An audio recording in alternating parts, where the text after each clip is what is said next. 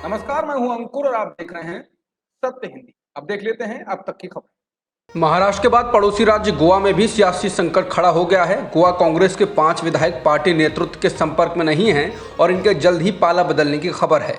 इनमें से कुछ विधायकों ने मुख्यमंत्री प्रमोद सावंत से भी मुलाकात की है और माना जा रहा है कि 5 कांग्रेसी विधायक बीजेपी में शामिल हो सकते हैं। इस बीच कांग्रेस ने कार्रवाई करते हुए विधानसभा में विपक्ष के नेता माइकल लोबो को पद से हटा दिया है। कांग्रेस ने आरोप लगाया है कि बीजेपी माइकल लोबो और दिगंबर कामत के साथ मिलकर उसे कमजोर करने की साजिश रच रही है। शनिवार को यह संकट तब शुरू हुआ था जब 3 विधायक पार्टी विधायकों की बैठक में नहीं पहुंचे थे, लेकिन अब यह संख्या बढ़कर 5 हो चुकी है। कांग्रेस के विधायकों को दल बदल से बचने के लिए 8 विधायकों को साथ लाना होगा। विधानसभा में कांग्रेस के 11 विधायक हैं। सियासी हालात पर नजर रखने के लिए कांग्रेसी अध्यक्ष सोनिया गांधी ने वरिष्ठ नेता मुकुल वासनिक को गोवा भेजा है। जिन 5 विधायकों के पार्टी से बगावत करने की खबर है उनमें माइकल लोबो, दलीला लोबो, दिगंबर कामत, केदार नाइक और राजेश फलदेसाई का नाम है। हरियाणा में कांग्रेस के विधायक कुलदीप बिश्नोई जल्द ही बीजेपी में शामिल हो सकते हैं। बिश्नोई ने रविवार को केंद्रीय गृह मंत्री अमित शाह और बीजेपी के राष्ट्रीय अध्यक्ष जेपी नड्डा से मुलाकात की। मुलाकात के बाद बिश्नोई ने ट्वीट कर नड्डा और शाह की जमकर तारीफ भी की। कुलदीप बिश्नोई के कांग्रेस छोड़ने की अटकलें लंबे वक्त से हरियाणा की सियासत में हैं। हाल ही में हुए राज्यसभा चुनाव में उन्होंने पार्टी के अधिकृत उम्मीदवार अजय माकन के खिलाफ वोट किया था। इसके बाद उनके खिलाफ कार्रवाई की गई थी। बिश्नोई को सभी पदों से बर्खास्त करते हुए कांग्रेस वर्किंग कमेटी से भी बाहर का रास्ता दिखा दिया गया था। तेलंगाना के मुख्यमंत्री के चंद्रशेखर राव ने बीजेपी और प्रधानमंत्री मोदी पर तीखा हमला किया है।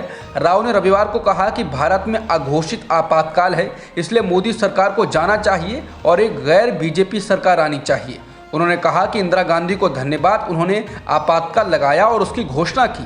वो काफ़ी साहसी थी। वो एक प्रत्यक्ष घोषित आपातकाल था, लेकिन आज भारत में एक अघोषित आपातकाल है। केसीआर ने पैगंबर पर विवादित टिप्पणियों के लिए निलंबित बीजेपी नेता नूपुर शर्मा पर सुप्रीम कोर्ट के कड़े शब्दों में टिप्पणियों का उल्लेख किया और 2 जजों की तारीफ की।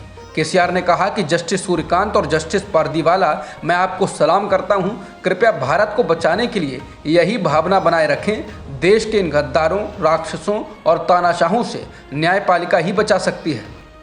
प्रेस कॉन्फ्रेंस के दौरान तेलंगाना के मुख्यमंत्री के चंद्रशेखर राव ने तत्कालीन मुख्यमंत्री नरेंद्र मोदी का एक पुराना वीडियो क्लिप चलाया, जहां वो गिरते रुपए के बारे में भाषण दे रहे हैं और रुपए को गिरने के लिए तत्कालीन यूपीए सरकार को जिम्मेदार ठहरा रहे हैं और जवाब मांग रहे हैं। इसको लेकर अब केसीआर ने कहा कि मोदी जी, रुपया अब 80 को छूने वाला है, आप हमें जवाब क्यों नहीं दे रहे हैं? हम वही सवाल पूछ रहे हैं जो आप यूपीए से बतौर गुजरात के मुख्यमंत्री पूछा करते थे, तब तो रुपया इतना गिरा भी नहीं।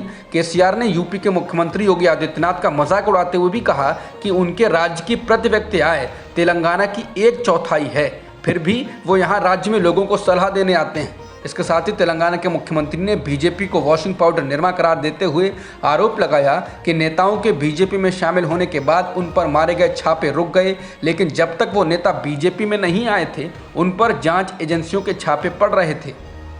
महाराष्ट्र की सियासत के लिए सोमवार का दिन बेहद अहम है। सुप्रीम कोर्ट सोमवार को शिवसेना के बागी 16 विधायकों के संबंध में उद्धव ठाकरे गुट की ओर से दायर याचिका पर सुनवाई करेगा। उद्धव ठाकरे गुट की ओर से सुप्रीम कोर्ट में कई याचिका दायर की गई हैं। इनमें से एक याचिका शिवसेना से बगावत करने वाले 16 विधायकों की अयोग्यता के संबंध में है।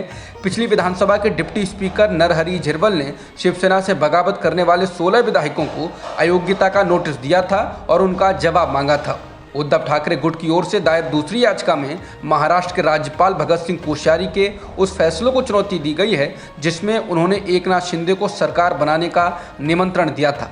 सुनवाई से पहले ठाकरे गुट के नेता सुनील प्रभु ने सुप्रीम कोर्ट में अपना जवाब दाखिल किया। उन्होंने कहा कि सभी विधायक पार्टी विरोधी गतिविधियों में शामिल थे और इसलिए उन्हें महाराष्ट्र विधानसभा से अयोग्य ठहराया जाना सही है। ठाकरे गुट की याचिका में विधानसभा स्पीकर के चुनाव और फ्लोर टेस्ट कराए जाने को भी चुनौती दी गई है। एनसीपी प्रमुख शरद पवार ने कहा है कि वो अगला चुनाव भी महाविकास अघाड़ी यानी शिवसेना, एनसीपी और कांग्रेस के गठबंधन में लड़ना चाहेंगे। इसके साथ ही पवार ने यह भी दावा किया कि औरंगाबाद और उस्मानाबाद जिलों का नाम संभाजीनगर और धाराशिव किए जाने से पहले उनकी पार्टी से सलाह नहीं ली गई थी। पवार ने कहा कि औरंगाबाद और उस्मानाबाद का नाम बदलने का प्रस्ताव अंतिम समय में कैबिनेट के सामने रखा गया था और उनकी पार्टी से सलाह नहीं ली गई थी। उन्होंने कहा ये सरकार का एजेंडा नहीं था और मुख्यमंत्री का फैसला अंतिम था। बता दें, जिलों का नाम बदलना उद्धव ठाकरे द्वारा पद छोड़ने से पहले लिया गया अंतिम फैसला था। असम के सीएम हेमंत बिस्वा शर्मा ने रविवार को असम में भगवान शिव की ड्रेस में एक व्यक्ति को गिरफ्तार करने के लिए पुलिस की खिंचाई की। असम के सीएम ने कहा कि जब तक आपत्तिजनक सामग्री का इस्तेमाल नहीं किया जाता है या अनुचित शब्दों का इस्तेमाल नहीं किया जाता है तब तक कपड़े पहनना अपराध नहीं है। हालांकि सीएम का बयान तभी आया जब लोगों ने सोशल मीडिया पर पुलिस की इस हरकत के लिए असम सरकार की जमकर खिंचाई की। मुख्यमंत्री के एक्टिव होने के बाद पुलिस ने उस शख्स को जमानत पर छोड़ दिया। बता दें, महंगाई के विरोध में किए गए एक नुक्कड़ नाटक में बिरिंची बोरा नाम के व्यक्ति ने भगवान शिव का भेष वाला पहनावा पहना था, जिसके बाद उसको धार्मिक भावनाओं को आहत करने के आरोप में पुलिस ने गिरफ्तार कर लिया था। हालांकि विवाद के बाद हेमंत बिस्वा शर्मा ने ट्वीट किया कि मौजूदा मुद्दों पर नुक्कड़ नाटक ईश निंदा नहीं है। जब तक आपत्तिजनक सामग्री नहीं होती तब तक कपड़े पहनना कोई अपराध नहीं। पुलिस को उचित आदेश जारी किया गया है। श्रीलंका के राष्ट्रपति गोटाबया राजपक्षे बुधवार को पद छोड़ देंगे। देश की संसद के स्पीकर ने इसकी घोषणा की है। राष्ट्रपति के इस्तीफे के साथ ही स्पीकर 1 महीने तक राष्ट्रपति का कार्यभार संभालेंगे और इस दौरान वहां की संसद नए राष्ट्रपति का चुनाव करेगी। इस बीच खबर है कि देश में अब सर्वदलीय सरकार बनाने की चर्चा शुरू हो गई है। प्रधानमंत्री रानिल विक्रमसिंघे ने भी अपने पद से इस्तीफा दे दिया है। यह घटनाक्रम तब चल रहे हैं जब देश में हिंसक विरोध के एक दिन बाद प्रदर्शनकारियों ने राष्ट्रपति के आधिकारिक आवास पर धावा बोल दिया और कोलंबो में प्रधानमंत्री के घर में आग लगा दी। जब इन इमारतों पर हमला हुआ तब ना तो राजपक्षे और ना ही विक्रमसिंघे अपने घरों में थे। जापान में भाषण देते वक्त मारे गए पूर्व प्रधानमंत्री शिंजो आबे की पार्टी ने रविवार को हुए अपर हाउस के चुनाव में शानदार जीत हासिल की है। सत्तारूढ़ लिबरल डेमोक्रेटिक पार्टी और उसके सहयोगियों को चुनाव में 2/3 से ज्यादा बहुमत मिला है। लिबरल डेमोक्रेटिक पार्टी के गठबंधन ने 76 सीटें हासिल कर उच्च सदन में एक आरामदायक बहुमत बरकरार रखा। इसमें से अकेले एलडीपी ने ही 63 सीटें जीती हैं, यानी 125 में से आधे से ज्यादा सीटें। इस बार चुनाव में पिछले चुनाव के 48.8% वोटिंग के मुकाबले 52.05% मतदान हुआ। बता दें, शिंजो आबे की जुलाई को चुनाव प्रचार के दौरान गोली मारकर हत्या कर दी गई थी। हालांकि चुनाव प्रचार जारी रहा और रविवार को मतदान हुआ। इस व्यापक जीत के बाद प्रधानमंत्री फुमियो किशिदा को 3 साल के लिए चुनाव में जाने की आवश्यकता नहीं। अब तक की खबरों में इतना ही। बाकी खबरों के लिए बने रह सकते हैं आप सत्य हिंदी.com। नमस्कार।